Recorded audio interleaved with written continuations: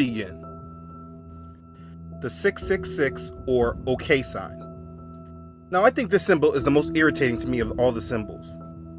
Now don't get me wrong, they are all completely evil and satanic, but this symbol communicates so many different things while at the same time is used by so many people in different ways. Mind you, none of the ways that the majority of the trusting public sees it are true at all. They show it in many different ways. When I was a kid, it used to mean okay or A-OK. Now today, I rarely see people use it to display that. They use it for other meanings, like in the NBA, they say it means a three-pointer. Referees in the NFL use it for third down or other sports to represent the number 3. When in the past, people used to hold the number 3 up like this. Music entertainers are throwing up the sign, and they're not even saying what they're communicating when they throw this sign up a million times. Even Kappa Alpha Psi, a Greek letter organization, uses this as their hand symbol.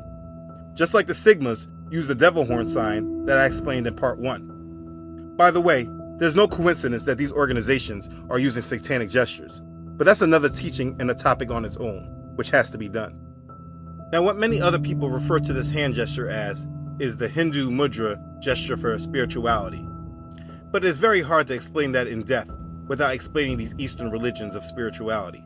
All I would say is that every belief that speaks on spirituality is in fact speaking about demons, and the practices they partake in is about channeling spirits.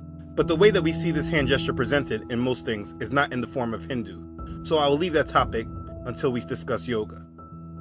The way that is used today in the majority is as the OK sign, or 666, or the approval of the divine king.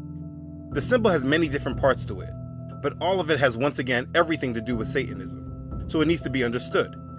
As I said earlier, it's universally meant as a sign for OK, or everything is alright, A-OK.